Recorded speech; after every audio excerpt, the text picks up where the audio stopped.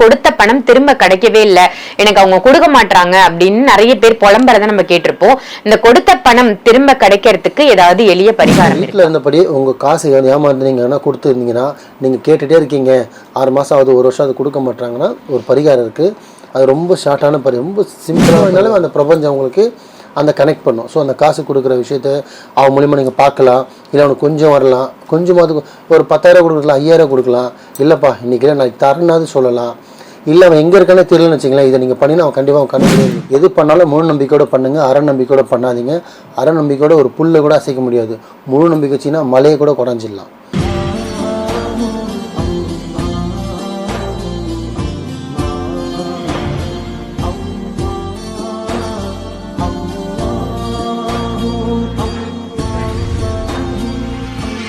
மரிஜன் நேயர்கள் அனைவருக்கும் அன்பான வணக்கங்கள். புயல் காவாங்கரை ட்ரிபிள் டவர்ஸ்ல இருக்கக்கூடிய மாலிக் பாய் அவர்களை தான் சந்திக்க வந்திருக்கோம். வணக்கம் பாய். வணக்கம். எப்படி இருக்கீங்க? அல்ஹம்துலில்லாஹ், அல்லாஹ்வுடைய கிருபை கொண்டு அவலியாக்கள் துஆவை கொண்டு இறைவனோட நல்லா இருக்கேன். நீங்க எப்படி இருக்கீங்க? நல்லா இருக்கேன் பாய், ரொம்ப சிறப்பா இருக்கேன். உங்க பதிவுகள் எல்லாம் ரொம்ப அருமையா போயிட்டு இருக்கு. ஒவ்வொரு நாளும் உங்க பதிவுக்காக மக்கள் காத்துட்டு இருக்காங்க அப்படின்னு தான் சொல்லணும். ஒரு நாள் பதிவு இல்லைனாலும் ஏன் இன்னைக்கு போடல அப்படின்னு நிறைய பேர் நம்ம கமெண்ட்ல கொஸ்டின் பண்ணிடுறாங்க. மக்கள் தேவை அதிவின் சேவை, என்ன பண்றது? கண்டிப்பா கண்டிப்பா பாய். ஏன்னா அத்தனை பேரை நீங்க நல்வழி நடத்துறீங்க இல்லையா? நிஜத்திலையும் சரி, பதிவுகள் மூலமாகவும் சரி. இந்த ஏரியாவுக்கு கேட்டாலே மாலிக் பாய் அப்படின்னா தெரியாத ஆட்களே கிடையாதுன்னு சொல்லலாம். நிச்சயமா பாய். பாய், இன்னைக்கான டாபிக் கொடுத்த பணம் திரும்ப கிடைக்கிறதுக்கு. பணத்தை கொடுத்துடுறாங்க, அது கடனா கொடுத்திருக்கலாம், இல்ல நம்ம சும்மா கைமாத்தா கொடுத்திருக்கலாம். அந்த மாதிரி கொடுத்த பணம் திரும்ப கிடைக்கவே இல்லை, எனக்கு அவங்க கொடுக்க மாட்டாங்க அப்படின்னு நிறைய பேர் புலம்புறத நம்ம கேட்டிருப்போம். இந்த கொடுத்த பணம் திரும்ப கிடைக்கிறதுக்கு ஏதாவது எளிய பரிகாரம் இருக்கா? நல்லா கேட்டீங்க. இன்னைக்கு நீங்க கணக்கு எடுத்து பார்த்தீங்கன்னு வச்சுக்கலாமா, சம்பாரிச்ச காசுல நம்ம மக்கள் சேர்த்து வச்சது கம்மியா இருக்கும், ஏமாந்த காசு தான் ஜாஸ்தியா இருக்கும். உண்மைதான். அது நிறைய பேருக்கு கணக்கு தெரியாது. ஏன் அப்படி சொல்றேன் அப்படின்னா, நிறைய பேருக்கு கணக்கு பார்த்தீங்கன்னா சம்பாதிக்கிறது மட்டும் தான் கணக்கு வைப்பாங்க, சேர்த்து வைக்கிறத கணக்கு வைப்பாங்க. ஆனா நடுவில் ஏமாறுறது ஒரு ஜனம் இருக்காங்க பார்த்தீங்களா? ஏமாறுறவரை இருக்கிறவரை ஏமாத்துற இருக்கிற மாதிரி பார்த்தீங்கன்னா, இந்த இப்போல்லாம் கம்பெனிக்காரன், இந்த சிப்கண்டுக்காரன், இந்த லோனு போடுறவன், பேங்க்காரன், அதிக வட்டி தரேன்னு சொல்லி ஏமாத்துறவெல்லாம் போயிட்டான். இப்போ அந்த மாதிரி யாரும் பண்றது, நீ கொடு நான் திருப்பி கொடுத்துறேன்னு சொல்லிட்டு வாங்குறது எவ்வளோ பேர் ஏமாறுறாங்கம்மா. நட்பு ரீதியா, ஃப்ரெண்ட்ஷிப் ரீதியா, சொந்தக்காரில் தெரிஞ்சவன் அவசரத்தில் கேட்டு ஒரு ஹாய் பாயில் சொல்லி ஃப்ரெண்ட்ஷிப் ஆகிறவங்க கூட பார்த்தீங்கன்னா 3 லட்சம் கொடுத்து ஏமாறுறான். ஸோ ஏன்னா இப்போ சில பேருக்கு அம்மா அப்படின்னா சரி ஹெல்ப் பண்ணால் நாளைக்கு நம்மளுக்கு கிடைக்குமென்ற ஒரு நம்பிக்கையில் பண்ணிடுறாங்க. ஆனால் பண்ணுறவங்க எப்படி பண்ணுறாங்களோ அதே மாதிரி திருப்பி கொடுக்குறவங்க கொடுத்துட்டாங்கன்னா அந்த பாவமும் வராது, இந்த கர்மமும் வராது. இந்த கொடுக்கணுன்ற அட்லீஸ்ட் அவன்கிட்ட பணம் இல்லைன்னா கூட பரவாயில்ல, அந்த கொடுக்கணுன்ற எண்ணமாவது இருக்கணும். கரெக்டா நீங்க சொன்னது. அந்த எண்ணமே இருக்க மாட்டேங்குது. உன்கிட்ட பணம் இருந்தா நீ கொடுப்ப, இல்லைன்னா கொடுக்க மாட்டேன். அது இறைவனுக்கும் தெரியும், உனக்கும் தெரியும், பிரபஞ்சத்துக்கும் தெரியும். ஆனா உனக்கு எண்ணமே இல்லையே, அப்புறம் எப்படி நீ கொடுப்ப?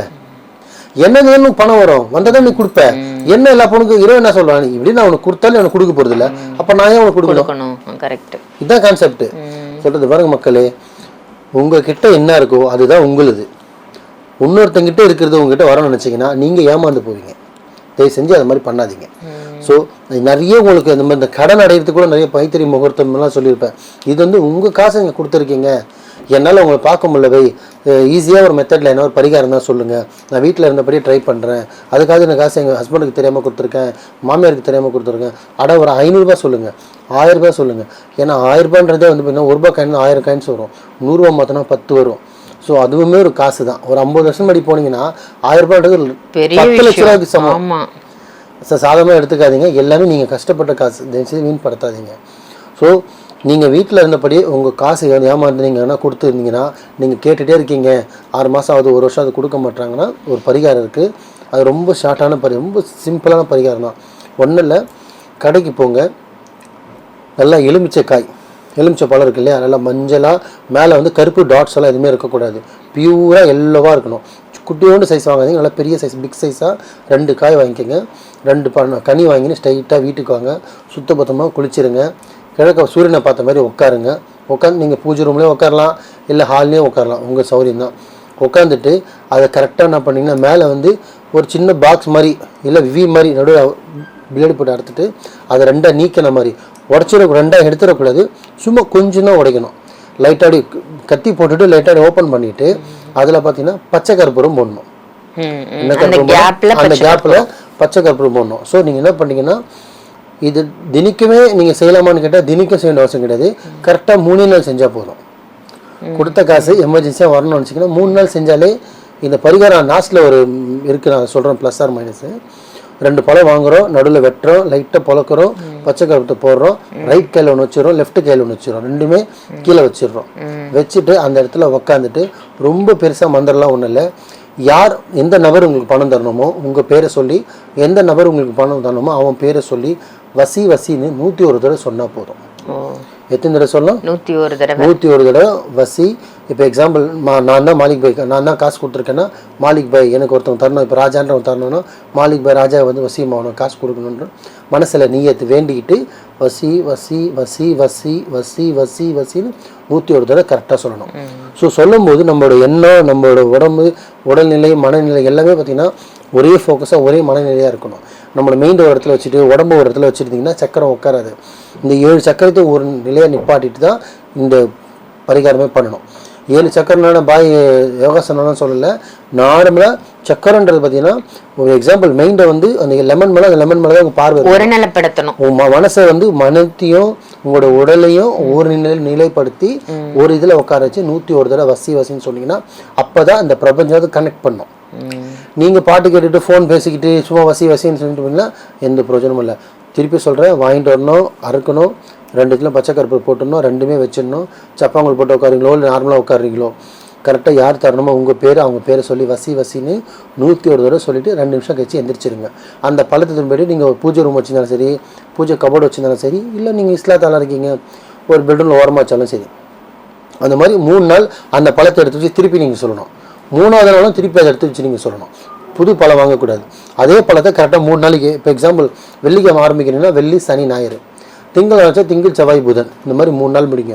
3 நாள் சொல்லிவிட்டு அந்த பழத்தை எடுத்துகிட்டு போயிட்டு ஓடுற தண்ணியாக இருந்தாலும் போடலாம், இல்லை கிணறு இருந்தாலும் போடலாம். அப்படி இல்லைன்னா நல்லா ஒரு பழம் காய்க்கிற மரம், ஒரு சப்போட்டா மரம், பப்பாளி மரம், ஒரு மாமரம், அதுமாரி பழம் காய்க்கிற மரம் இருக்குல்ல தித்திப்பு, அந்த தித்திப்பான சம்மந்த விஷயத்தில் அந்த மரத்துக்கு கீழே அதை புதைச்சிடணும். 2 கனியும் 2 வேறு மரத்தில் புதைக்கணும். வேறுனா ஒரே இடமா இருக்கலாம், இது ஒரு பள்ளம் இங்கே ஒரு பள்ளம் போட்டு புதைச்சிடணும்.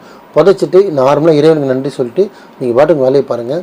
இந்த பரிகாரம் பண்ணிங்கன்னா 200% ரிசல்ட் வரும். ஆனால் இது பண்ணியே உங்களுக்கு அந்த காசை அவங்க தர மாட்டாங்க. இப்போ 3 நாள் பண்ணிட்டோமே 4 நாள் போய் கேட்டால் வருமானம் வராது.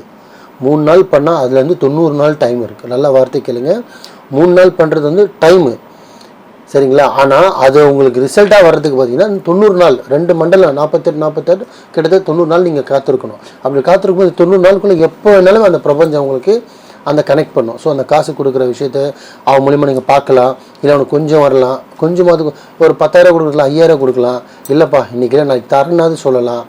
இல்லை அவன் எங்கே இருக்கானே தெரியலன்னு வச்சிங்களேன், இதை நீங்கள் பண்ணினா அவன் கண்டிப்பாக அவன் கண்ணு முன்னாடி வந்து நிற்பான். நீங்கள் தற்செயலாக அவனை பார்க்கலாம். கோ இன்சிடென்ட் சொல்லுவாங்க, அது கம்பல்சரி இந்த 90 டேஸ்க்குள்ளே நடந்துடும். இது பண்ணியே உங்களுக்கு அவன் காசு கொடுக்கலன்னா அப்போ இந்த மாலிக் பாய் தேடி வாங்க. கரெக்டான காசாக இருந்து நியாயமான காசாக இருந்தால் குறிப்பிட்ட வருஷத்துக்குள்ளே அந்த காசு இருந்தால் உங்கள் மாலிக் பாய் என்னால் வர வச்சு கொடுக்க முடியும், நான் வர வச்சு தரேன். ஃபஸ்ட்டு நீங்கள் பண்ணுங்கள், முடியாத பட்சத்தில் மாலிக் பாய் தேடி வாங்க, கண்டிப்பாக நான் வர வச்சு தரேன். எது பண்ணாலும் முழு நம்பிக்கையோடு பண்ணுங்கள், அரை நம்பிக்கையோடு பண்ணாதீங்க. அரை நம்பிக்கையோடு ஒரு புல்லை கூட அசைக்க முடியாது, முழு நம்பிக்கை வச்சிங்கன்னா மலையை கூட குறைஞ்சிடலாம். ஸோ நீங்கள் வைக்கிற நம்பிக்கை பொறுத்து இருக்குது. நல்லதே நினைங்க, நல்லதே செய்யுங்க, நல்லதே நடக்கும் இன்ஷா அல்லாஹ். அருமை பாய், ரொம்ப சூப்பரா சொன்னீங்க. என்ன பணத்தை கொடுத்துட்டு அந்த பணம் கிடைக்குமா கிடைக்காதான்னு தவிச்சிட்டு இருக்கிற மக்களுக்கு ஒரு வரப்பிரசாதமான பதிவா கொடுத்துருக்கீங்க. நல்ல தகவல், நன்றி. நன்றிம்மா.